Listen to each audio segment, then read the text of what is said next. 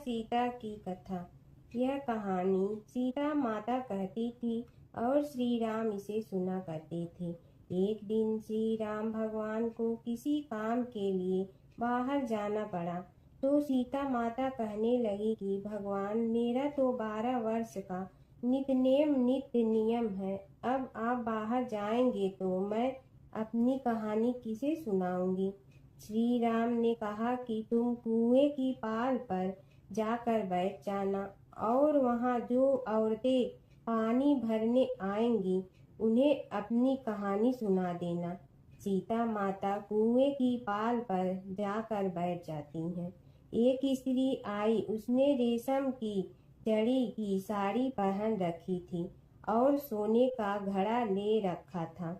सीता माता उसे देख कहती हैं कि बहन, मेरा 12 वर्ष का नित्य नेम सुन लो। पर वह स्त्री बोली कि मैं तुम्हारा नित्य नेम सुनूंगी तो मुझे घर जाने में देरी हो जाएगी और मेरी सास मुझसे लड़ेंगी। उसने कहानी नहीं सुनी और चली गई। उसकी रेशम जड़ी की साड़ी फट गई, सोने का घड़ा मिट्टी के घड़े में बदल गया। सास ने देखा तो पूछा कि ये किसका दोष अपने सिर लेकर आ गई है। बहू ने कहा कि कुएं पर एक औरत बैठी थी, उसने कहानी सुनने के लिए कहा, लेकिन मैंने सुनी नहीं, जिसका यह फल मिला है। बहू की बात सुनकर अगले दिन वही साड़ी और घड़ा लेकर सास कुएं की पाल पर गई। सास को वहीं माता सीता बैठी मिली, तो माता सीता ने कहा कि बहन, मेरी कहानी सुन लीजिए। सास बोली कि एक बार छोड़, मैं तो 4 बार कहानी सुन लूंगी। राम आए, लक्ष्मण आए, देश के पुजारी आए, नित नेम का नेम लाए, आओ राम बैठो राम।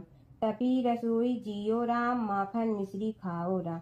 दूध बतासा पियो राम, सूत के पलका मोठो राम। साल दुसाला पोठो राम, साल दुसाला ओढ़ो राम। जब बोलो जब राम ही राम, राम संवारे सबके काम। खाली घर भंडार भरेंगे, सबका बेड़ा पार करेंगे। श्री राम जय राम जय जय राम।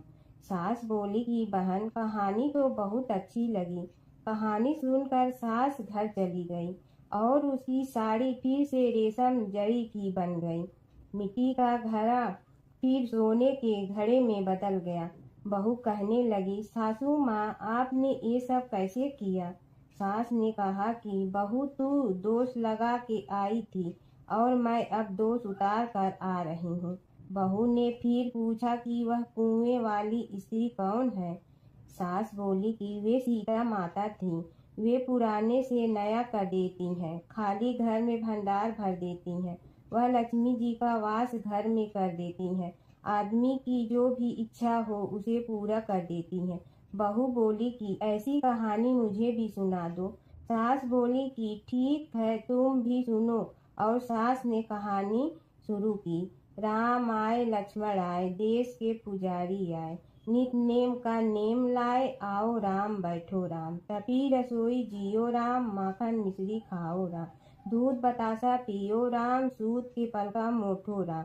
साल दुसाला पोठो राम, साल दुसाला ओढ़ो राम। जब बोलो जब राम ही राम, राम संवारे सबके काम। खाली घर भंडार भरेंगे, सबका बेड़ा पार करें। श्री राम जय राम जय जय राम। कहानी सुनकर बहू बोली कि कहानी तो बहुत अच्छी है। सास ने कहा कि ठीक है, इस कहानी को रोज कहा करेंगे।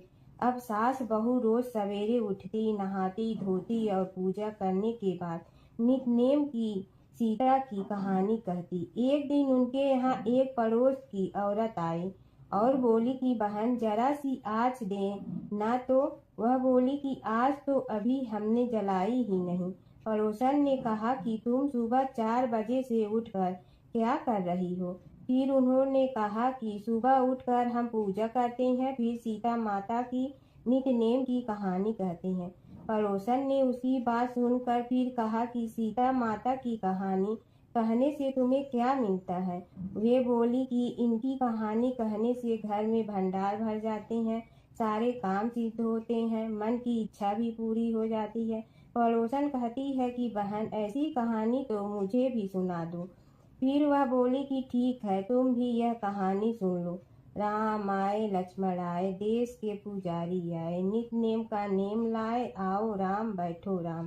सारी कहानी सुनने के बाद पड़ोसन कहने लगी, बहन कहानी तो मुझे बहुत अच्छी लगी। अब वह पड़ोसन भी नित नेम सीता माता की कहानी कहने लगी। कहानी कहने से सीता माता ने पड़ोसन के भी भंडार भर दिए। अब तो पूरे मोहल्ले में नित नेम की कथा चल पड़ी। हर किसी की मनोकामना पूरी होने लगी। हे सीता माता, जैसे आपने उनके भंडार भरे, वैसे ही आप हमारे भी भंडार भरना, सबकी भरना, कहानी सुनने वाले के भी और कहानी कहने वाले के भी। वैशाख मास की कथा, अध्याय 16वां। श्रुतदेव बोले, मेष राशि में सूर्य के स्थित रहने पर जो वैशाख मास में प्रातःकाल स्नान करता है और भगवान विष्णु की पूजा करके इस कथा को सुनता है, वह सब पापों से मुक्त हो भगवान विष्णु के परम धाम को प्राप्त होता है। इस विषय में एक प्राचीन इतिहास कहते हैं, जो सब पापों का नाशक, पवित्र कारक, धर्मानुकूल, वंदनीय और पूरा तन है। गोदावरी के तट पर शुभ ब्रह्मोत्सव क्षेत्र में महर्षि दुर्वासा के 2 शिष्य रहते थे, जो परमहंस ब्रह्मनिष्ठ उपनिषद विद्या में परिनिष्ठित और इच्छा रहित थे। वे भिक्षा मात्र भोजन करते और पुण्यमय जीवन बिताते हुए गुफा में निवास करते थे। उनमें से एक का नाम था सत्यनिष्ठ और दूसरे का तपोनिष्ठ। वे इन्हीं नामों से तीनों लोकों में विख्यात थे। सत्यनिष्ठ सदा भगवान विष्णु की कथा में तत्पर रहते थे। जब कोई श्रोता अथवा वक्ता न होता, तब वे अपने नित्य कर्म किया करते थे। यदि कोई श्रोता उपस्थित होता तो उसे निरंतर वे भगवत कथा सुनाते, और यदि कोई कथावाचक भगवान विष्णु की कल्याणमयी पवित्र कथा कहता तो वे अपने सब कर्मों को समेटकर श्रवण में तत्पर हो उस कथा को सुनने लगते थे। वे अत्यंत दूर के तीर्थों और देव मंदिरों को छोड़कर तथा कथा विरोधी कर्मों का परित्याग करके भगवान विष्णु की दिव्य कथा सुनते और श्रोताओं को स्वयं भी सुनाते थे। कथा समाप्त होने पर सत्यनिष्ठ अपना शेष कार्य पूरा करते थे। कथा सुनने वाले पुरुष को जन्म मृत्युमय संसार बंधन की प्राप्ति नहीं होती। उसके अंतःकरण की शुद्धि होती है। भगवान विष्णु में जो अनुराग की कमी है वह दूर हो जाती है और उनके प्रति गाढ़ अनुराग होता है। साथ ही साधु पुरुषों के प्रति सौहार्द बढ़ता है। रजोगुण रहित गुणातीत परमात्मा शीघ्र ही हृदय में स्थित हो जाते हैं। श्रवण से ज्ञान पाकर मनुष्य भगवान चिंतन में समर्थ होता है। श्रवण, ध्यान और मनन यह वेदों में अनेक प्रकार से बताया गया है। जहाँ भगवान विष्णु की कथा न होती हो और जहाँ साधु पुरुष न रहते हों, वह स्थान साक्षात गंगा तट ही क्यों न हो, निसंदेह त्याग देने योग्य है। जिस देश में तुलसी नहीं है अथवा भगवान विष्णु का मंदिर नहीं है, ऐसा स्थान निवास करने योग्य नहीं है। यह निश्चय करके मुनिवर सत्यनिष्ठ सदा भगवान विष्णु की कथा और चिंतन में संलग्न रहते थे। गणेश और बुढ़िया माई की कथा। एक बुढ़िया थी, वह बहुत ही गरीब और दृष्टिहीन थी। उसके एक बेटा और बहू थी। वह बुढ़िया सदैव गणेश जी की पूजा किया करती थी। एक दिन गणेश जी प्रकट होकर उस बुढ़िया से बोले, बुढ़िया माँ, तू जो चाहे सो मांग ले। बुढ़िया बोली, मुझे तो मांगना नहीं आता, कैसे और क्या मांगूं? तब गणेश जी बोले, अपने बहू बेटे से पूछ कर मांग ले। तब बुढ़िया ने अपने बेटे से कहा, गणेश जी कहते हैं तू कुछ मांग ले, बता मैं क्या मांगूं? पुत्र ने कहा, माँ तू धन मांग ले। बहू से पूछा तो बहू ने कहा, नाती मांग ले। तब बुढ़िया ने सोचा कि ये तो अपने अपने मतलब की बात कर रहे हैं, अतः उस बुढ़िया ने पड़ोसन से पूछा तो उन्होंने कहा, बुढ़िया तू तो थोड़े दिन जियोगी, क्यों तू धन मांगो और क्यों नाती मांगे। तू तो अपनी आँखों की रोशनी मांग ले, जिससे तेरी जिंदगी आराम से कट जाए।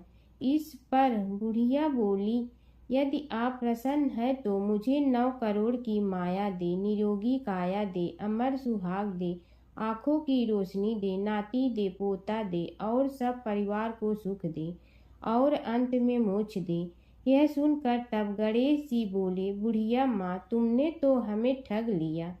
फिर भी जो तूने मांगा है वचन के अनुसार सब तुझे मिलेगा। और यह कहकर गणेश जी अंतर ध्यान हो गए। उधर बुढ़िया माँ ने जो कुछ मांगा वह सब कुछ मिल गया।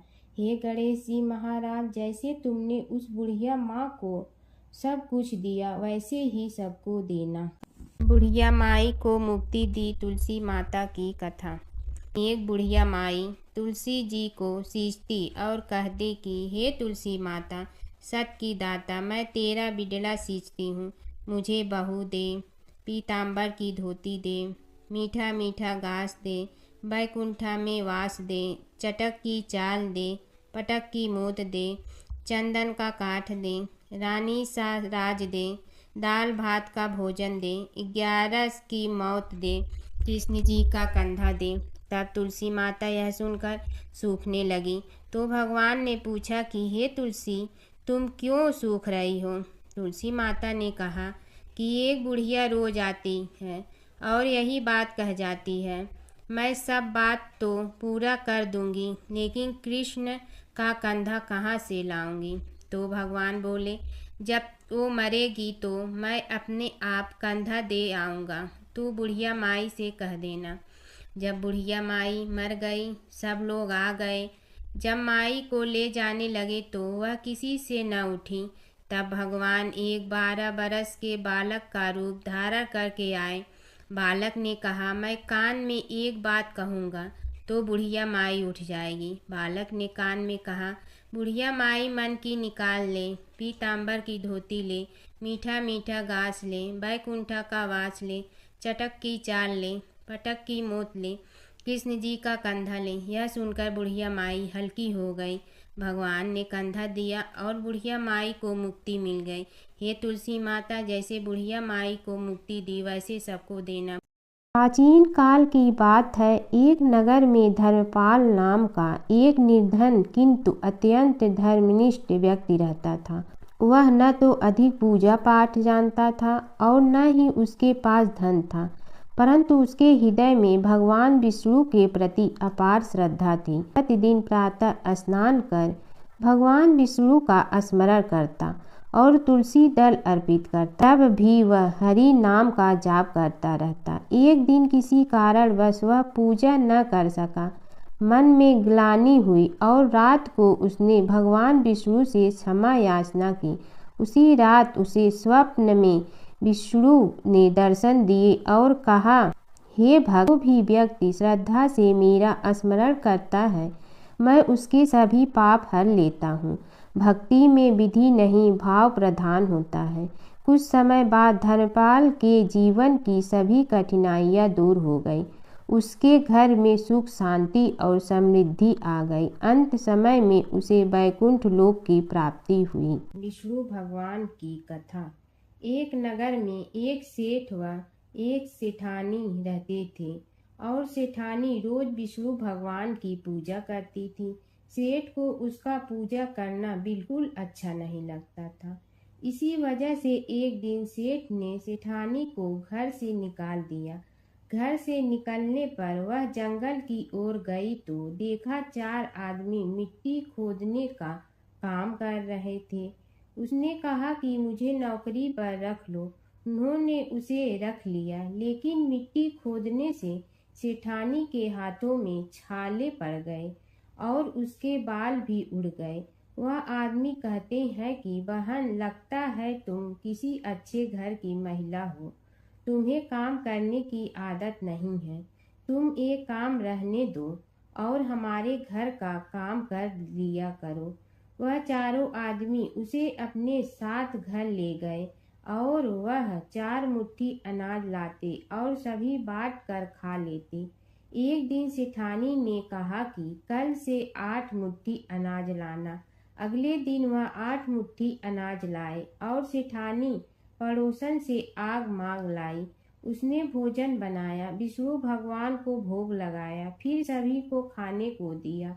सारे भाई बोले कि बहन, आज तो भोजन बहुत स्वादिष्ट बना है। सेठानी ने कहा कि भगवान का जूठा है तो स्वाद तो होगा ही। सेठानी के जाने के बाद सेठ भूखा रहने लगा और आस पड़ोस के सारे लोग कहने लगे कि ये तो सेठानी के भाग्य से खाता था। एक दिन सेठ अपनी सेठानी को ढूंढने चल पड़ा। उसने ढूंढते हुए वह भी उस जंगल में पहुंच गया जहां वह चारों आदमी मिट्टी खोद रहे थे। सेठ ने उन्हें देखा तो कहा कि भाई, मुझे भी काम पर रख लो।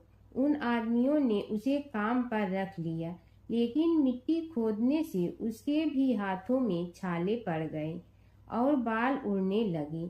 उसकी यह हालत देख चारों बोले कि तुम्हें काम की आदत नहीं है, तुम हमारे साथ चलो और हमारे घर में रह लो।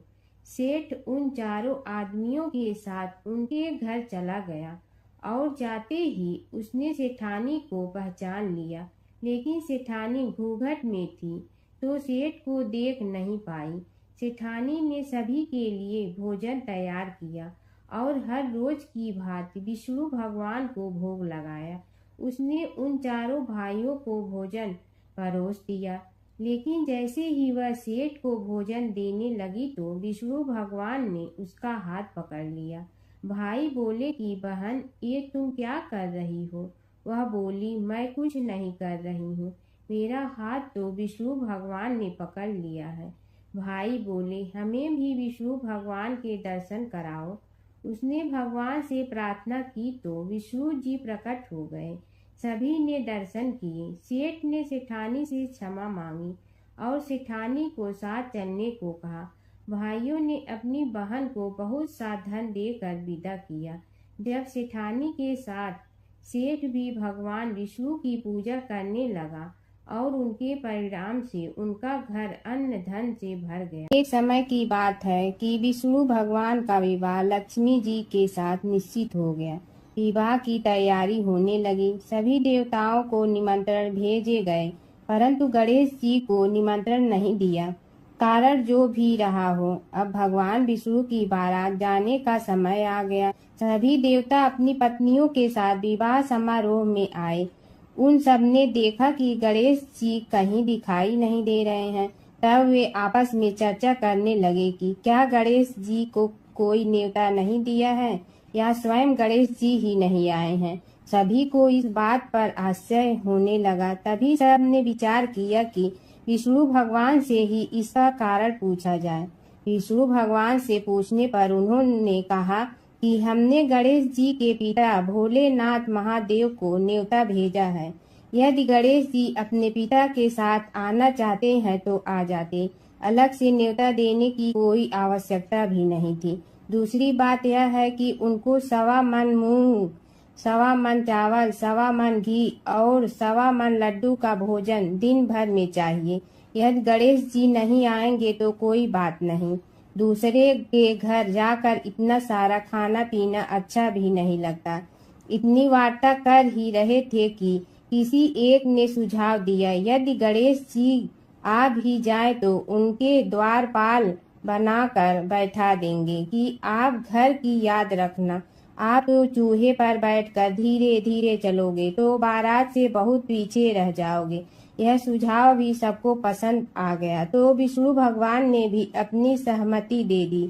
होना क्या था कि इतने में गणेश जी वहां आ पहुंचे और उन्हें समझा बुझाकर घर की रखवाली करने बैठा दिया गया। बारात चल रही थी, तब नारद जी ने देखा कि गणेश जी तो दरवाजे पर ही बैठे हुए हैं, तो वे गणेश जी के पास गए और रुकने का कारण पूछा। गणेश जी कहने लगे कि विष्णु भगवान ने मेरा बहुत अपमान किया है। नारद जी ने कहने लगे कि अपनी मूसक देना को आगे भेज दे। तो वह रास्ता खोद देगी, जिससे उनके वाहन धरती में धंस जाएंगे। तब आपको सम्मान पूर्वक बुलाना पड़ेगा। अब तो गणेश जी ने अपनी मूषक सेना जल्दी से आगे भेज दी और सेना ने जमीन पोली कर दी। जब बारात वहां से निकली तो रथों के पहिए धरती में धंस गए। लाख कोशिश करे परंतु पहिए नहीं निकले। सभी ने अपने अपने उपाय किए परंतु पहिए तो नहीं निकले, बल्कि जगह जगह से टूट गए। किसी की समझ में नहीं आ रहा था कि अब क्या किया जाए। तब तो नारद जी ने कहा, आप लोगों ने गणेश जी का अपमान करके अच्छा नहीं किया। यदि उन्हें मना कर लाया जाए तो आपका कार्य सिद्ध हो सकता है और यह संकट टल सकता है। शंकर भगवान ने अपने दूत नंदी को भेजा और वे गणेश जी को लेकर आए। गणेश जी का आदर सम्मान के साथ पूजन किया। तब कहीं रथ के पहिए निकले।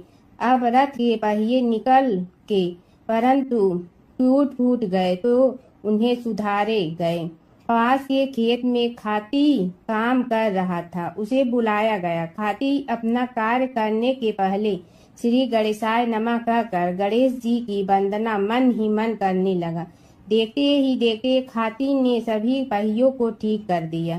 तब खाती कहने लगा कि हे देवताओं, आपने सर्वप्रथम गणेश जी को नहीं मनाया होगा और न ही उनकी पूजन की होगी, इसीलिए तो आपके साथ यह संकट आया है। हम तो मूर्ख अज्ञानी हैं, फिर भी पहले गणेश जी को पूजते हैं, उनका ध्यान करते हैं। आप लोग तो देवतागण हैं, फिर भी आप गणेश जी को कैसे भूल गए। अब आप लोग भगवान श्री गणेश जी की जय बोल कर जाएं तो आपके सब काम बन जाएंगे और संकट कट जाएंगे। ऐसा कहते हुए बारात वहां से चल दी और विष्णु भगवान को लक्ष्मी जी के साथ विवाह संपन्न करा के सभी सकुशल घर लौट आए। हे गणेश जी महाराज, आपने विष्णु को जैसे कारज सारियो ऐसे कारज सबको सिद्ध कर जो। बोलो गजानन भगवान की जय। जमुना की कहानी। प्राचीन समय में एक गांव था जिसमें दो बहनें रहा करती थी। एक बहन का नाम गंगा था तो दूसरी बहन का नाम जमुना था। एक बार दोनों बहनें एक साहूकार के खेत से गुजर रही थी तो जमुना ने 13 दाने जौ के तोड़ लिए, जिसे देख गंगा बोली कि तुझे तो ग्रहण लग गया, तूने चोरी की है। इस पर जमुना बोली कि अब मेरा ग्रहण कैसे धुलेगा। गंगा ने कहा कि तुझे 12 साल तक साहूकार के यहाँ नौकरी करनी पड़ेगी, तभी तेरा पाप धुलेगा और ग्रहण से मुक्ति मिलेगी। जमुना साहूकार के यहाँ नौकरी के लिए जाती है और अपने लिए काम मांगती है। साहूकार उसे काम पर रख लेता है, लेकिन काम करने से पहले जमुना उसे कहती है कि मैं सारे काम करूंगी लेकिन 4 काम नहीं करूंगी। जूठे बर्तन नहीं मांजूंगी, झाड़ू नहीं लगाऊंगी, बिस्तर नहीं बिछाऊंगी और दिया नहीं जलाऊंगी। 12 साल के बाद कुंभ का मेला लगा तो साहूकारनी भी कुंभ नहाने जाने लगी। जमुना ने उसे जाते देख कहा कि कुंभ के मेले में मेरी बहन गंगा मिलेगी तो उसे यह सोने का टक्का दे देना, इससे वह अपने हाथों में सुंदर चूड़ियां पहन लेगी। साहूकारनी ने कुंभ के मेले में गंगा को वह सोने का टका दे दिया। गंगा ने उनसे वह टका लेते हुए कहा कि मेरी बहन को कहना कि उसके 12 वर्ष पूरे हो गए हैं, अब वह वहां वापिस आ जा। साहूकार व साहूकारनी वापिस घर आए तब जमुना मटके में पानी भर रही थी। दोनों जमुना से बोले कि हमने सोने का वह टका तेरी बहन गंगा को दे दिया था और उसने कहा है कि तेरे 12 वर्ष पूरे हो गए हैं, इसलिए अब तुम वापिस जाओ। यह समाचार सुनते ही जमुना सहस्त्र धारा में बदल गई और बहने लगी। जमुना जी का यह रूप देखकर साहूकार और साहूकारनी परेशान हो गई थी। हमारे घर में जमुना माता ने काम किया, हमें तो अब ग्रहण लग गया है, हम यह ग्रहण कैसे उतारेंगे। जमुना भागकर गंगा माता के पास चली गई। गंगा ने जमुना से पूछा कि तुम साहूकारनी से पूछ कहकर आई हो या ऐसे ही बिना बताए आ गई। तब जमुना बोली कि मैं तो कुछ भी बताकर नहीं आई हूँ। गंगा ने कहा कि जा उन्हें धीरज दे आ, नहीं तो उन्हें जीवन भर असंतोष ही रहेगा। गंगा के कहने पर जमुना माता ने साहूकारनी को सपने में दर्शन दिए और कहा कि तुम दोनों उल्टे माथे क्यों पड़े हो, जाओ उठकर खाओ पियो। तब दोनों बोले कि हम कैसे उठें, हमें तो ग्रहण लगा है, क्योंकि हमने उल्टे सीधे और पता नहीं कितने नीच कार्य आपसे कराए हैं। तब जमुना जी बोली कि तुम्हें ग्रहण नहीं लगा है, ग्रहण तो मुझे लगा था कि मैंने तुम्हारे खेत से 13 दाने जौ के चुराए थे। मैं तो अपना ग्रहण उतारने तुम्हारे घर आई थी। मेरा ग्रहण तुम्हारे घर में 12 वर्ष तक रहने से उतर गया है और मेरी मुक्ति हो गई है। जमुना जी ने कहा कि तुम्हें कोई ग्रहण नहीं लगा है, उल्टे मेरे 12 वर्ष तक यहाँ रहने से तुम्हारी भी मुक्ति हो गई है। यह कहकर जमुना जी स्वप्न से चली गई। दोनों उठकर देखते हैं कि उनके घर में पहले से भी अधिक धन हो गया है। हे जमुना माता, जैसे आपने साहूकार व साहूकारनी की मुक्ति कराई, वैसे ही आप अपने सभी भक्तों की करना। नगर बसेरे की कहानी। किसी गांव में एक भाट व एक जाट रहता था। दोनों में घनिष्ठ मित्रता थी। एक बार जाट अपनी बहन के घर जाने को तैयार हुआ तो भाट अपनी ससुराल जाने को तैयार हुआ।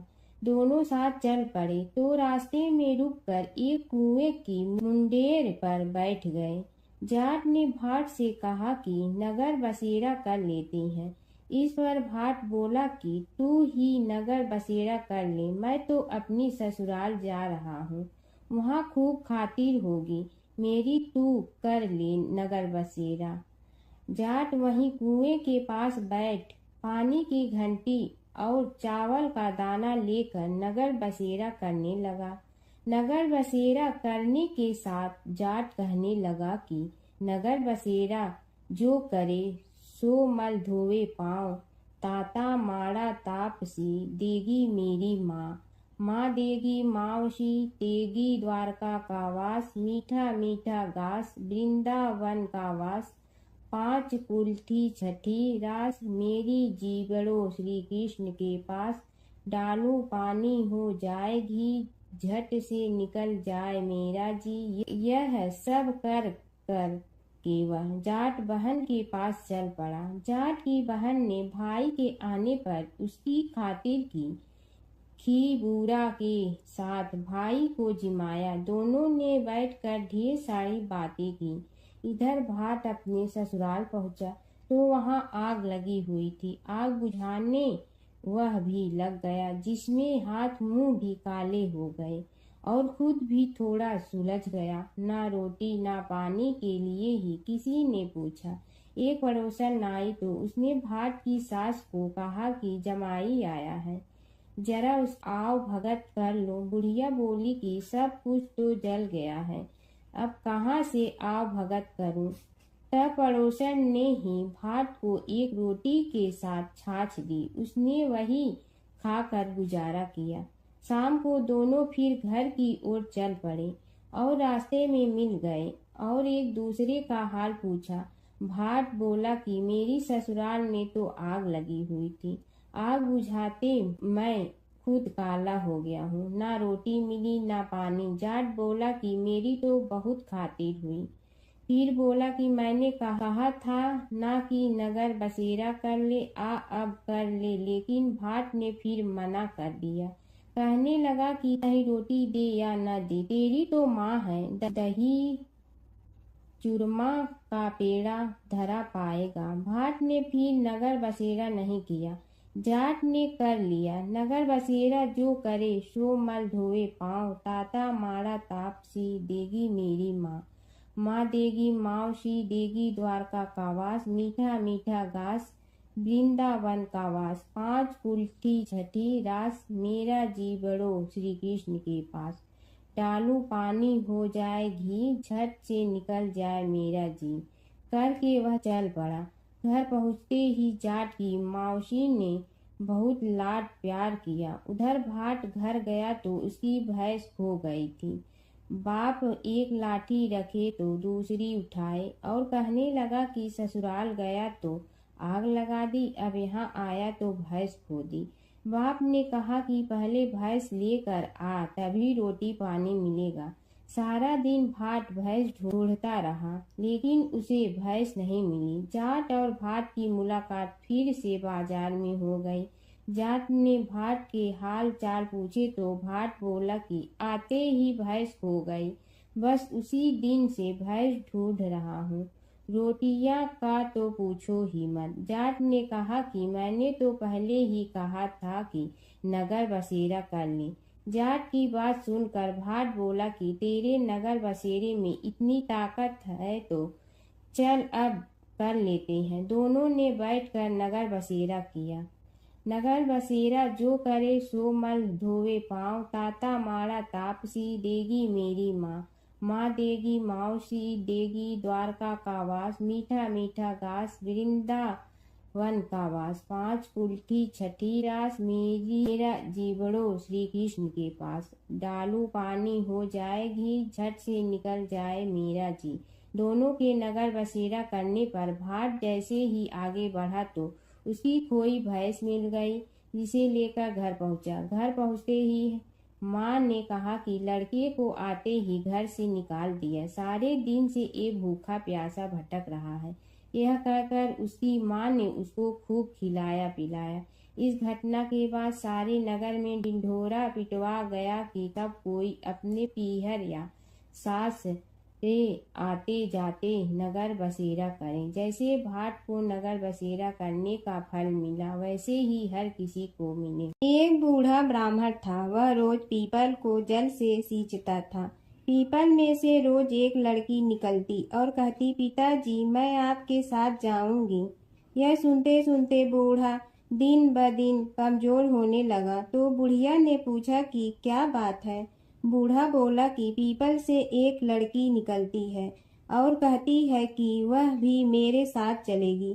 बुढ़िया बोली कि कल ले आना उस लड़की को, जहाँ 6 लड़कियां पहले से ही हमारे घर में है, वहाँ 7वीं लड़की और सही। अगले दिन बूढ़ा उस लड़की को घर ले आया। घर लाने के बाद बूढ़ा ब्राह्मण आटा मांगने गया तो उसने पहले दिनों की अपेक्षा आज ज्यादा आटा मिला था। जब बुढ़िया वह आटा छानने लगी तो लड़की ने कहा कि लाओ माँ मैं छान देती हूँ। जब वह आटा छानने बैठी तो परात भर गई। उसके बाद माँ खाना बनाने जाने लगी तो लड़की बोली कि आज रसोई मैं बनाऊंगी। तो बुढ़िया बोली कि ना, तेरे हाथ जल जाएंगे। लेकिन लड़की नहीं मानी। वह रसोई में खाना बनाने गई तो उसने तरह तरह के 36 व्यंजन बना डाले और आज सभी ने भर पेट खाना खाया। इससे पहले वह आधा पेट भूखा ही रहते थे। रात हुई तो बुढ़िया का भाई आया और कहने लगा कि दीदी मैं तो खाना खाऊंगा। बुढ़िया परेशान हो गई कि अब खाना कहाँ से लाऊंगी। लड़की ने पूछा कि क्या बात है माँ। उसने कहा कि तेरा मामा आया है और रोटी खाएगा, लेकिन रोटी तो सबने खा ली है, अब उसके लिए कहाँ से लाऊंगी। लड़की बोली कि तू चिंता मत कर माँ, मैं बना दूंगी। और वह रसोई में गई और मामा के लिए 36 व्यंजन बना दी। मामा ने भरपेट खाया और कहा भी कि ऐसा खाना इससे पहले उसने कभी नहीं खाया है। बुढ़िया ने कहा कि भाई तेरी बावनी भाजी है, उसी ने बनाया है। शाम हुई तो लड़की बोली कि माँ चौका लगा के चौके का दिया जला देना, कोठे में मैं सोऊंगी। बुढ़िया बोली कि ना बेटी तू डर जाएगी। लेकिन वह बोली कि ना माँ मैं नहीं डरूंगी, मैं अंदर कोठे में ही सोऊंगी। वह कोठे में ही जाकर सो गई। आधी रात को लड़की उठी और चारों ओर आंख मारी तो धन ही धन हो गया। वह बाहर जाने लगी तो एक बूढ़ा ब्राह्मण सो रहा था।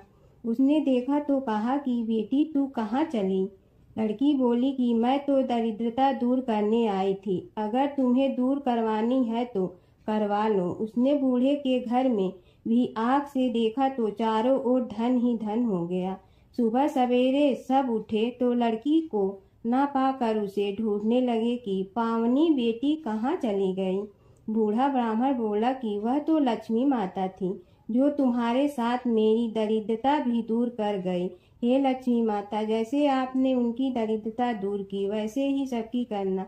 एक नगर में एक ब्राह्मण दंपति रहते थे। वे दोनों प्रतिदिन 7 कोस दूर गंगा और यमुना नदी में स्नान करने जाते थे।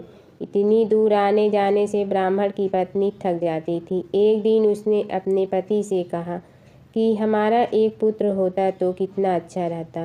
पुत्र के बहू आती तो हमें घर वापस जाने पर खाना बना हुआ मिलता और बहू घर का काम भी कर देती। अपनी पत्नी की बात सुनकर ब्राह्मण ने कहा कि तूने बात तो सही कही है, चल मैं तेरे लिए बहू ला ही देती हूँ। ब्राह्मण ने कहा कि एक पोटली में आटा डालकर कुछ मोहरे रख दे। ब्राह्मण के कहे अनुसार उसने पोटली बांध कर दे दी। पोटली लेकर ब्राह्मण चला गया। ब्राह्मण सफ़र के दौरान यमुना के किनारे बहुत ही सुंदर लड़कियां दिखाई दी। वे रेत में घर बनाकर खेल रही थीं। उनमें से एक लड़की ने कहा कि मैं अपना घर नहीं बिगाड़ूंगी, मुझे तो रहने के लिए एक घर चाहिए। लड़की की बात सुनकर ब्राह्मण मन ही मन सोचने लगा कि बहू बनाने के लिए यही लड़की उचित है। जब वह लड़की जाने लगी तो ब्राह्मण भी उसके पीछे पीछे उसके घर तक चला गया। वहां जाकर ब्राह्मण ने उस लड़की से कहा, बेटी, किसी के घर खाना नहीं खाता, मैं अपने साथ आटा लेकर आया हूँ। तुम अपनी माता से पूछो कि क्या वह मेरे लिए आटा छान कर 4 रोटी बना देंगी। यदि वह मेरा आटा छान कर रोटी बनाएंगी तो ही मैं रोटी खा लूँगा।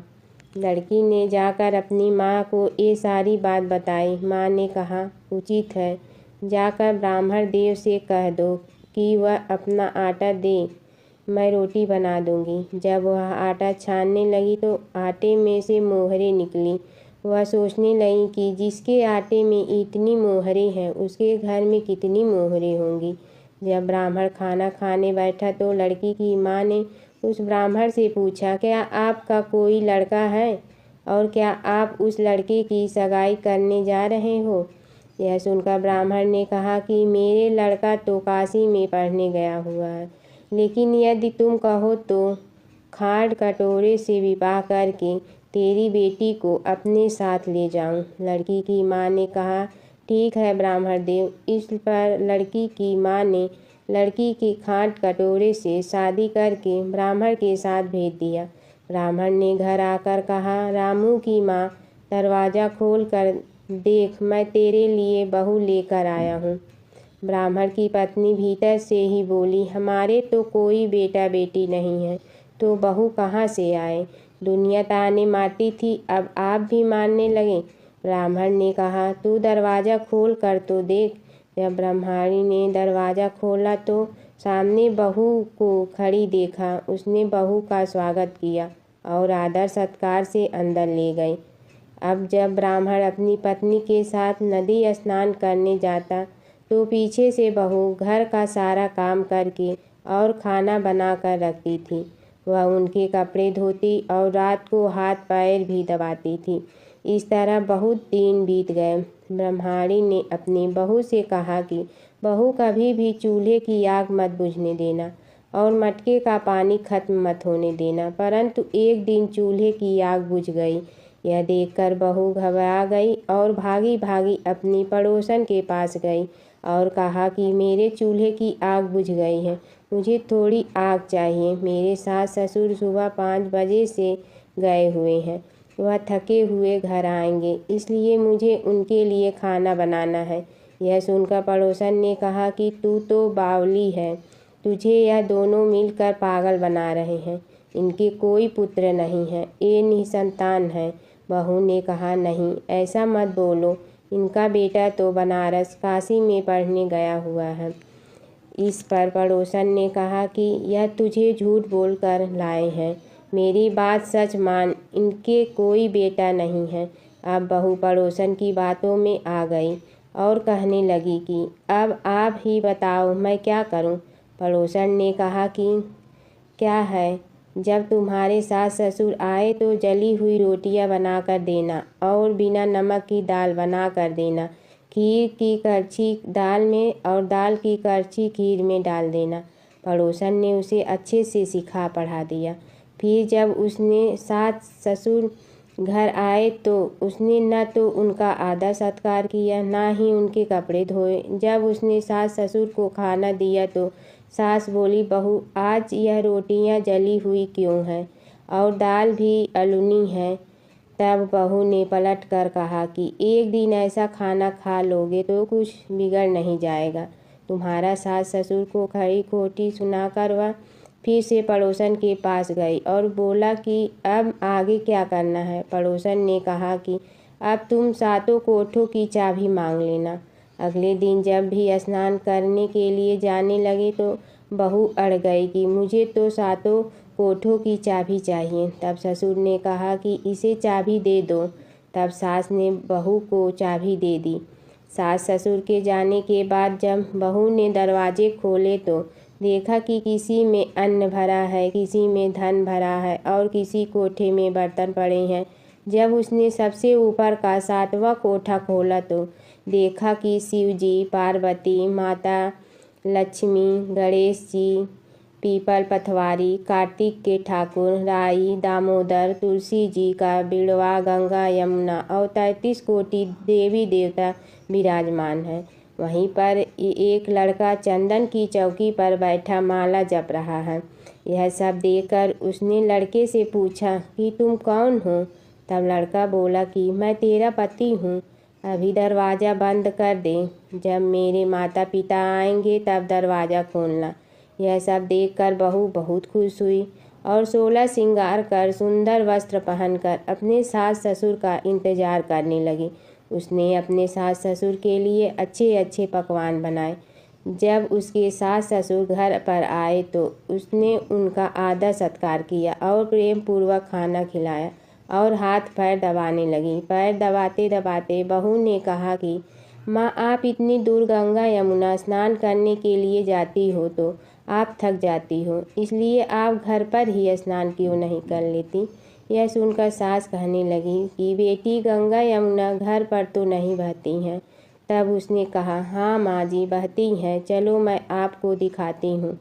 जब बहू ने 7वां कोठा खोल कर दिखाया तो उसमें शिव जी, पार्वती जी, गणेश जी, लक्ष्मी जी, पीपल पथवारी, कार्तिक के ठाकुर, राई, दामोदर, तुलसी जी का बिड़वा, गंगा यमुना बह रही थी और 33 कोटि देवी देवता विराजमान हैं। वही चौकी पर बैठा एक लड़का माला जप रहा है। माँ ने उसे देखकर कहा कि बेटा, तुम कौन हो। लड़का बोला, माँ मैं तेरा बेटा हूँ। तब ब्रह्माणी ने पूछा कि तू कहाँ से आया है। लड़के ने जवाब दिया कि मुझे कार्तिक ने भेजा है। माँ ने कहा, बेटा यह संसार कैसे मानेगा कि तू मेरा बेटा है। माँ ने कुछ विद्वान पंडितों से मन्नत मांगी। पंडितों ने कहा, इस पार बहू बेटा खड़े हो जाए और उस पार माँ खड़ी हो जाए। माँ ने चमड़े की अंगिया पहनी हो और छाती में से दूध की धार निकलकर बेटे की दाढ़ी मूछ भिगे और पवन पानी से गठजोड़ा बंधे, तब मानेंगे कि यह इस माँ का बेटा है। उसने ऐसा ही किया। चमड़े की अंगिया फट गई और छाती में से दूध की धार निकलकर बेटे की दाढ़ी मूछ भीग गई। पवन पानी से बहू बेटे का गठजोड़ा बंध गया।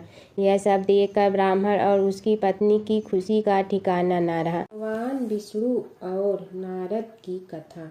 एक बार नारद मुनि जी ने भगवान विष्णु जी से पूछा, हे भगवान, आपका इस समय सबसे प्रिय भक्त कौन है।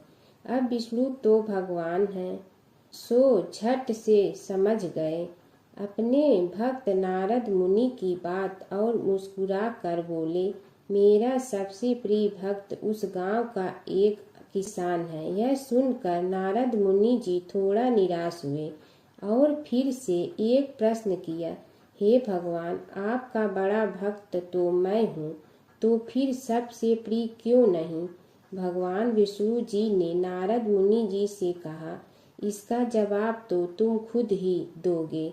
जाओ, एक दिन उसके घर रहो और फिर सारी बात मुझे बताना।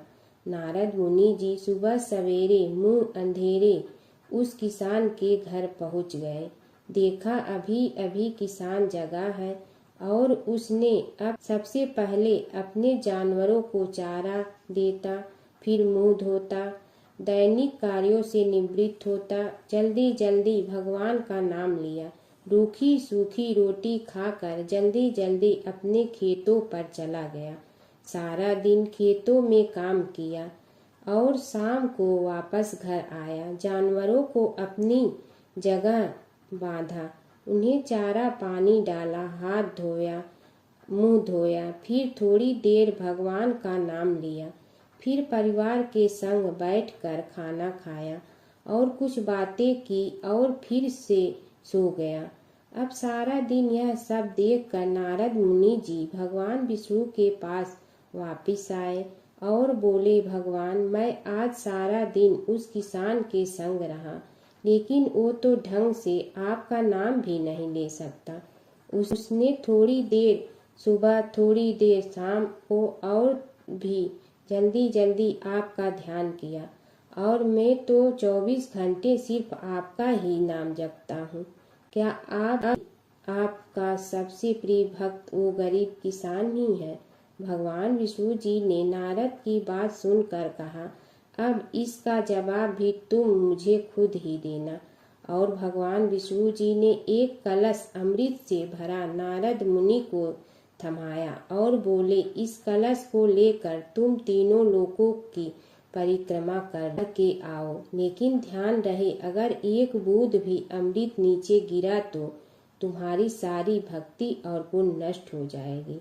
नारद मुनि तीनों लोकों की परिक्रमा करके जब भगवान विष्णु के पास वापस आए तो खुश होकर बोले, भगवान, मैंने एक बूंद भी अमृत नीचे नहीं गिरने दिया। विष्णु भगवान ने पूछा, और इस दौरान तुमने मेरा नाम कितना बार लिया, मेरा स्मरण कितनी बार किया? तो नारद बोले, अरे भगवान जी, मेरा तो सारा ध्यान इस अमृत पर था, फिर आपका ध्यान कैसे करता? भगवान विष्णु ने कहा, हे नारद, देखो उस किसान को, वो अपना कर्म करते हुए भी नियमित रूप से मेरा स्मरण करता है, क्योंकि जो अपना कर्म करते हुए भी मेरा जाप करे वो ही मेरा सबसे प्रिय भक्त है। तुम तो सारे दिन खाली बैठे ही जप करते हो, और जब तुम्हें कर्म दिया तो मेरे लिए तुम्हारे पास समय ही नहीं था।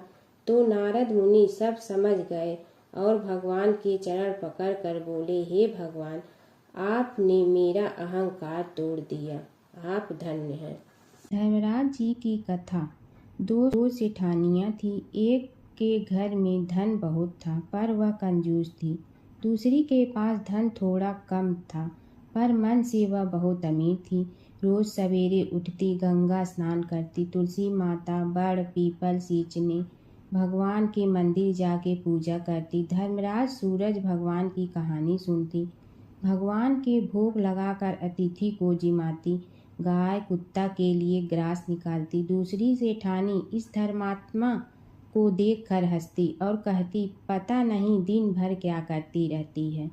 थोड़े समय बाद दोनों सेठानियों को भगवान का बुलावा आया। धर्मात्मा सेठानी के तो यमराज जी ने विमान भेजा और दूसरी को दूत मारते ही ले गया। रास्ते में सेठानी बोली, मेरे को भूख लगी है। तो दूत बोले, किसी को कुछ दिया होगा तो मिलेगा। फिर बोली, प्यास लगी है। दूत बोले, किसी को पानी पिलाया तो मिलेगा। रास्ते में उसे काट चुभने लगे, गर्मी पड़ने लगी, पर दूत तो उसे घसीटे ही ले गए। अब सेठानी बहुत पछताने लगी कि सब कुछ होते हुए भी दान धर्म नहीं किया। इतने में यमराज का दरबार आया। धर्मात्मा बुढ़िया को भगवान के पास सिंहासन मिला और वह उस पर बैठी थी। उधर दूसरी सेठानी को तपते कुंड में डाल दिया। अब सेठानी यमराज से बोली, मुझे 1.25 पहर का जीवन दान दे दो, मैं वापस आकर दंड भोग लूंगी। यमराज बोले, ठीक है। सेठानी के शरीर में वापस प्राण डाल दिए। संसार में आते ही पंडितों को बुलाकर सेठानी ने धर्मराज की कथा सुनी। सब तरह से दान धर्म किया। इतने में समय पूरा हो गया। अब की बार विमान आया। सवा पहर के दान धर्म से सेठानी को स्वर्ग मिला। धर्मराज जी की परम भक्त पोपा बाई की कथा। एक गांव में एक पोपा बाई रहती थी। जब वह 5 साल की थी तभी से वह नियम से धर्मराज जी व्रत की कथा सुनती थी और व्रत करती थी। एक दिन उसने अपने भाई व भाभी से कहा कि मैं शादी नहीं करूंगी। अब मैं अपना समय भगवान की पूजा अर्चना में ही बिताना चाहती हूँ। इसलिए मेरी झोपड़ी गांव के बाहर बनवा दो और गांव में सबको कह दो कि वह अपनी गाय व बछड़ों को मेरे यहाँ ही घास भूस चरने को भेज दो और जिसकी भी इच्छा हो श्रद्धा हो मुझे खाना भिजवा दो। एक दिन नगर का राजा शिकार खेलने जंगल में आया और गांव के बाहर जंगल के पास बनी झोपड़ी देखकर रुक गया।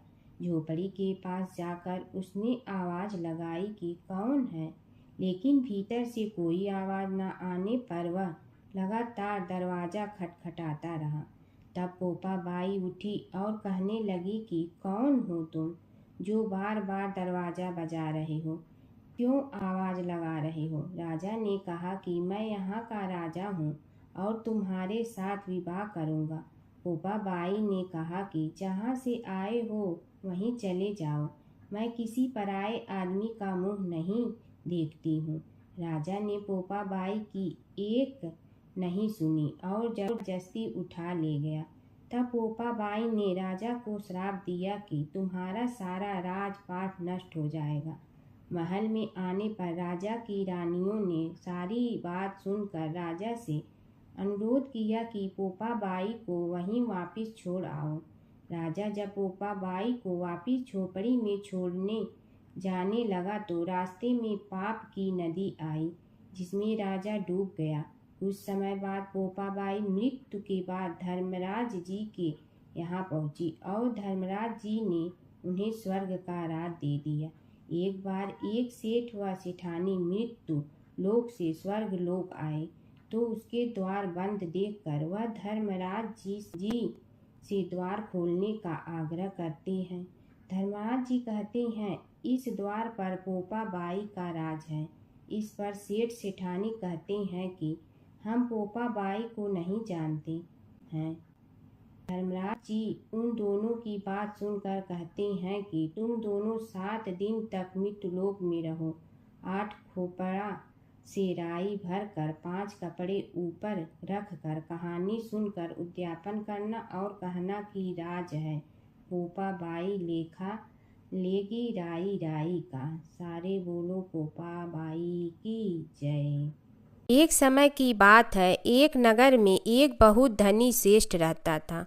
उसके पास धन धान की कोई कमी नहीं थी, लेकिन वह बहुत कंजूस और कठोर स्वभाव का था। न वह दान करता था, न किसी गरीब की मदद करता था। उसी नगर में एक गरीब ब्राह्मण रहता था। वह रोज सुबह उठकर भगवान विष्णु स्मरण करता, वैशाख मास में स्नान करता और अपनी क्षमता के अनुसार थोड़ा बहुत दान जरूर करता। एक दिन उस ब्राह्मण ने सोचा, मेरे पास देने के लिए कुछ नहीं, फिर भी मैं श्रद्धा से 1 लोटा जल किसी प्यासे को दूंगा। वह प्रतिदिन नदी से जल भरकर रास्ते में आने जाने वालों को पिलाने लगा। उसकी इस सेवा भावना से भगवान विष्णु बहुत प्रसन्न हुए। दूसरी ओर वह सेठ अपने धन के घमंड में किसी को कुछ नहीं देता था। समय बीता और दोनों की मृत्यु हो गई। मृत्यु के बाद ब्राह्मण को स्वर्ग में स्थान मिला, क्योंकि उसने सच्चे मन से सेवा और दान किया था। वही सेठ को नरक की यातनाएं सहनी पड़ी, क्योंकि उसने कभी दया या दान नहीं किया। कुछ समय बाद सेठ को अपनी गलती का एहसास हुआ और उसने प्रार्थना की, हे प्रभु, मुझे एक और अवसर दें। भगवान विष्णु ने उसकी प्रार्थना सुनकर कहा, धन से नहीं मन से किया गया दान ही श्रेष्ठ होता है। वैशाख मास में किया गया छोटा सा पुण्य भी अनंत फल देता है। बोलो विष्णु भगवान की जय। एक समय की बात है, एक नगर में एक अत्यंत गरीब ब्राह्मण रहता था। वह प्रतिदिन भगवान विष्णु का स्मरण करता, लेकिन उसके पास न तो अच्छे वस्त्र थे और न ही भोजन का साधन। फिर भी उसका मन सदैव भक्ति में लीन रहता। वैशाख मास आने पर उसने संकल्प लिया, मैं इस पूरे महीने स्नान, दान और पूजा अवश्य करूँगा, चाहे कुछ भी हो जाए। वह प्रतिदिन प्रातः काल उठकर नदी में स्नान करता, तुलसी के पास जल अर्पित करता और भगवान विष्णु की पूजा करता। भोजन न होने पर भी वह भूखा रहकर भक्ति करता रहा। एक दिन उसकी परीक्षा लेने के लिए भगवान विष्णु एक साधु के वेश में उसके द्वार पर आए। उन्होंने कहा, हे ब्राह्मण, मुझे बहुत भूख लगी है, क्या तुम मुझे कुछ भोजन दे सकते हो? ब्राह्मण के पास केवल थोड़ा सा अन्न बचा था जो उसने अपने लिए रखा था, लेकिन उसने बिना सोचे वह सारा अन्न उस साधु को दे दिया और स्वयं भूखा रह गया। उसकी निस्वार्थ सेवा और सच्ची भक्ति देखकर भगवान विष्णु अत्यंत प्रसन्न हुए। वे अपने वास्तविक स्वरूप में प्रकट हुए और बोले, हे भक्त, तुम्हें सच्ची भक्ति और दान का आदर्श प्रस्तुत किया है। मैं तुम्हें धन, सुख और मोक्ष का वरदान देता हूँ। इसके बाद ब्राह्मण का जीवन बदल गया। उसके घर में धन धान की वर्षा होने लगी और वह सुखपूर्वक जीवन बिताने लगा। अंत में उसे मोक्ष की प्राप्ति हुई। एक समय की बात है, एक नगर में एक बहुत ही गरीब वृद्ध महिला रहती थी। उसके पास न धन था न कोई सहारा, लेकिन उसके मन में भगवान के प्रति अटूट श्रद्धा थी। वैशाख मास आते ही वह प्रतिदिन प्रातः उठकर नदी में स्नान करती, पीपल के वृक्ष को जल चढ़ाती और भगवान विष्णु का नाम जपती। उसकी पड़ोसन बहुत धनी थी, परंतु उसे इन धार्मिक कार्यों में कोई रुचि नहीं थी। वह अक्सर उस वृद्धा का मजाक उड़ाती और कहती, इतनी गरीबी में भी तू ये सब करती है, इससे क्या मिलेगा? वृद्धा मुस्कुरा कर कहती, भगवान सब देखते हैं, समय आने पर फल अवश्य देंगे। एक दिन वैशाख मास के अंतिम दिनों में भगवान ने वृद्धा की भक्ति की परीक्षा लेने का विचार किया। वे एक साधु का रूप धारण कर उसके घर पहुँचे और भोजन मांगा। वृद्धा के पास खाने के लिए केवल थोड़ा सा आटा और पानी था। उसने बिना सोचे वही साधु को प्रेम से खिला दिया और खुद भूखी रह गई। साधु भगवान उसकी सच्ची भक्ति से अत्यंत प्रसन्न हुए। उन्होंने अपना असली रूप दिखाकर कहा, हे माता, तुमने सच्चे मन से सेवा की है, इसलिए मैं तुम्हें वरदान देता हूँ कि तुम्हारे घर में कभी धन धान्य की कमी नहीं होगी। इतना कहकर भगवान अदृश्य हो गए। अगले ही दिन से वृद्धा के घर में सुख समृद्धि आने लगी। यह देखकर पड़ोसन को अपनी गलती का एहसास हुआ। वह भी वैशाख मास में स्नान, पूजा और दान करने लगी।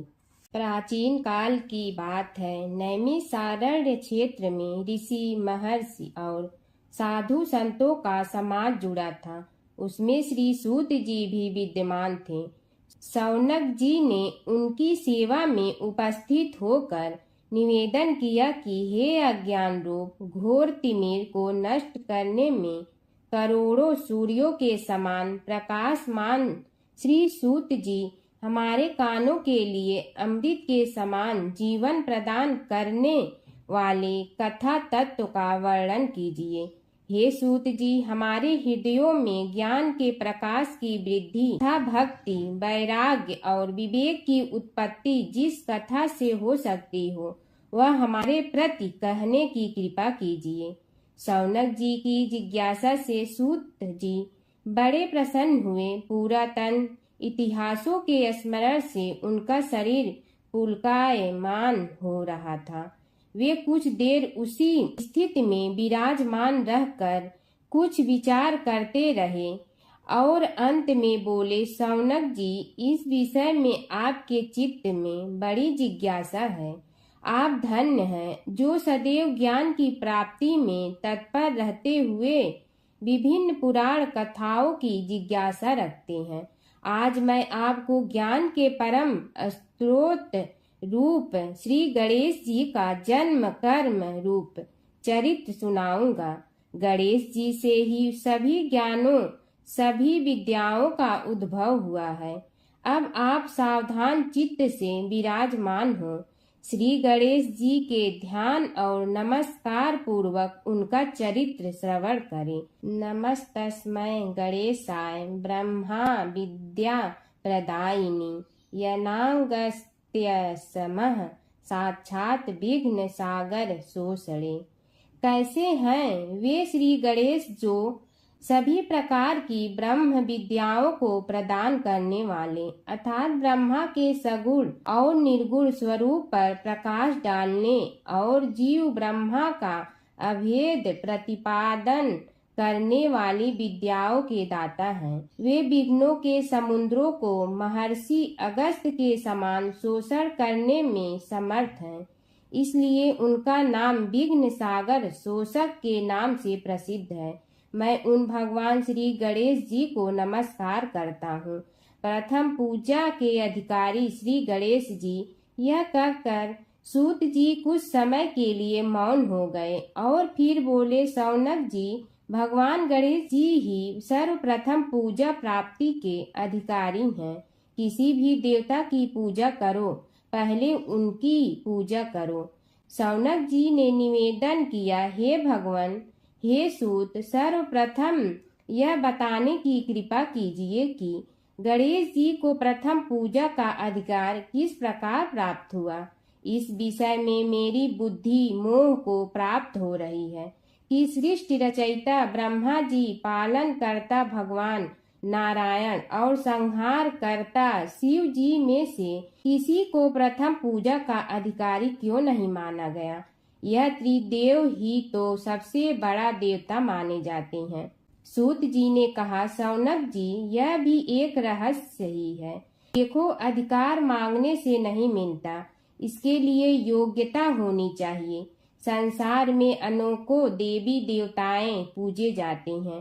पहले जो जिसका इष्ट देव होता है वह उसी की पूजा किया करता है। इससे बड़े देवताओं के महत्व में कमी आने की आशंका उत्पन्न हो गई। इस कारण देवताओं में परस्पर विवाद होने लगा। वे उसका निर्णय प्राप्त करने के लिए शिव जी के पास पहुँचे और प्रणाम करके पूछने लगे, प्रभु, हम सब में प्रथम पूजा का अधिकारी कौन है। शिव जी सोचने लगे कि किसे प्रथम पूजा का अधिकारी माने। तभी उन्हें एक युक्ति सूझी। बोले, देवगण, इसका निपटारा बातों से नहीं तथ्यों से होगा। इसके लिए एक प्रतियोगिता रखनी होगी, शिव की परिक्रमा करने की प्रतियोगिता। देवगण उनका मुख देखने लगे, शंकित हृदय से सोचने लगे कि कैसी प्रतियोगिता रहेगी। यह शिव जी ने उनके मन के भाव ताड़ लिए, इसलिए सांत्वना भरे शब्दों में बोले, घबराओ मत, कोई कठिन परीक्षा नहीं ली जाएगी। बस इतना ही कि सभी अपने अपने वाहनों पर चढ़कर संसार की परिक्रमा करो और फिर यहाँ लौट आओ। जो पहले लौटेगा वही सर्वप्रथम पूजा का अधिकारी होगा। अब क्या देर थी, सभी अपने अपने वाहन पर चढ़कर दौड़ पड़े।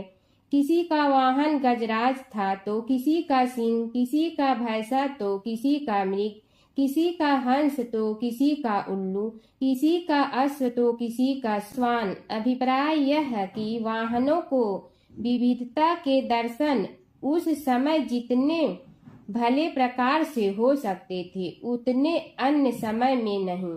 सबसे गया बीता वाहन गणेश जी का था मूषक, उससे चूहा भी कहते हैं। ऐसे वाहन के बल भरोसे इस प्रतियोगिता में सफल होना तो क्या, सम्मिलित होना भी हास्यास्पद है। गणेश जी ने सोचा, छोड़ो, क्या होगा प्रतियोगिता में भाग लेने से, हम तो यहाँ बैठे रहकर ही तमाशा देखेंगे। वे बहुत देर तक विचार करते रहे। अंत में उन्हें एक युक्ति सूझी। शिव जी स्वयं ही जगदाता हैं, यह संसार उन्हीं का प्रतिबिंब है, तब क्यों न इन्हीं की परिक्रमा कर ली जाए। इनकी परिक्रमा करने से ही संसार की परिक्रमा हो जाएगी। ऐसा निश्चय कर उन्होंने मूषक पर चढ़कर शिव जी की परिक्रमा की और उनके समक्ष जा पहुँचे। शिव जी ने कहा, तुमने परिक्रमा पूर्ण कर ली? उन्होंने उत्तर दिया, जी हाँ। शिव जी सोचने लगे कि इसे तो यहीं घूमते हुए देखा, फिर परिक्रमा कैसे कराया। देवताओं का परिक्रमा करके लौटना आरंभ हुआ और उन्होंने गणेश जी को वहां बैठे देखा तो माथा ठनक गया। फिर भी साहस करके बोले, अरे तुम विश्व की परिक्रमा के लिए नहीं गए? गणेश जी ने कहा, अरे मैं कब का यहाँ आ गया। देवता बोले, तुम्हें तो कहीं भी नहीं देखा। गणेश जी ने उत्तर दिया, देखते कहाँ से, समस्त संसार शिव जी में विद्यमान है। इनकी परिक्रमा करने से ही संसार की परिक्रमा पूर्ण हो गई। सूत जी बोले, शौनक, इस प्रकार गणेश जी ने अपनी बुद्धि के बल पर ही विजय प्राप्त कर ली। उनका कथन सत्य था, इसलिए कोई विरोध करता भी तो कैसे।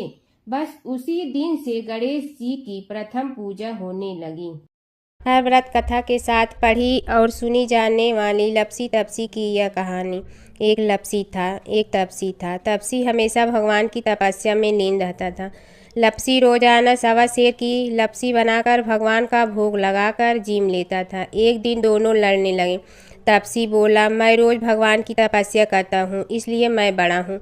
लपसी बोला, मैं रोज भगवान को सवा सेर लपसी का भोग लगाता हूँ, इसलिए मैं बड़ा हूँ।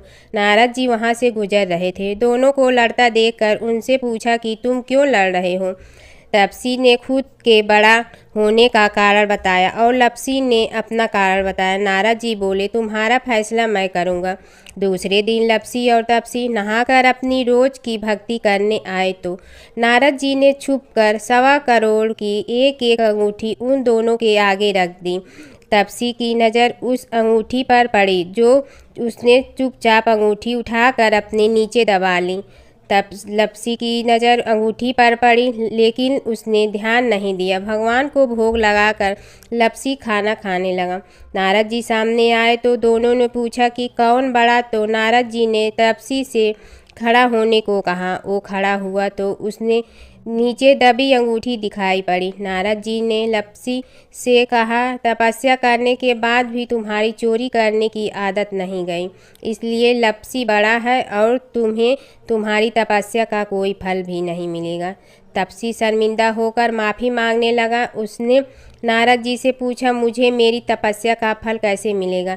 नारद जी ने कहा, यदि कोई गाय और कुत्ते की रोटी नहीं बनाएगा तो फल तुम्हें मिलेगा। यदि कोई ब्राह्मण को भोजन करवा कर दक्षिणा नहीं देगा तो फल तुम्हें मिलेगा। यदि कोई साड़ी के साथ ब्लाउज नहीं देगा तो फल तुझे मिलेगा। यदि कोई दिए से दिया जलाएगा तो फल तुम्हें मिलेगा। यदि कोई सारी कहानी सुने लेकिन तुम्हारी कहानी नहीं सुने तो फल तुझे मिलेगा। उसी दिन से हर व्रत कथा कहानी के साथ लपसी तपसी की कहानी भी सुनी और कही जाती है। ओम जय जगदीश हरे, स्वामी जय जगदीश हरे। भक्त जनों के संकट क्षण में दूर करे। ओम जय जगदीश हरे। जो ध्यावे फल पावे, दुख बिन दे मन का। सुख संपत्ति घर आवे, कष्ट मिटे तन का।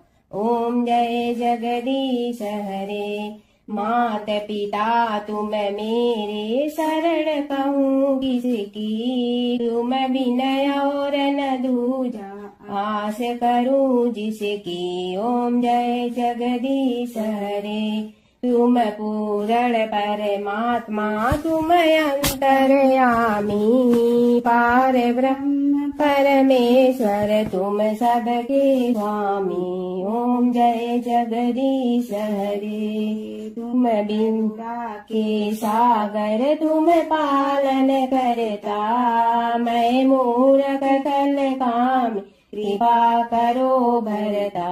ओम जय जगदीश हरे। तुम हो ये कय गोचर सबके प्राणपति, किस विधि मिलूं दया में तुमको मैं कुमति। ओम जय जगदीश हरे।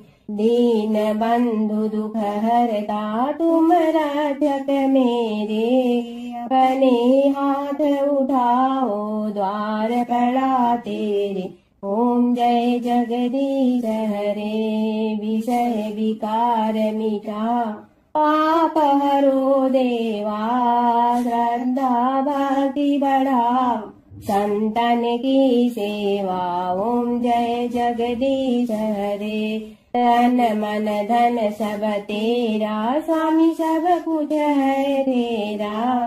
तेरा तुझको अर्पण क्या लागे मेरा। ओम जय जगदीश हरे। जय जगदीश हरे। स्वामी जय जगदीश हरे।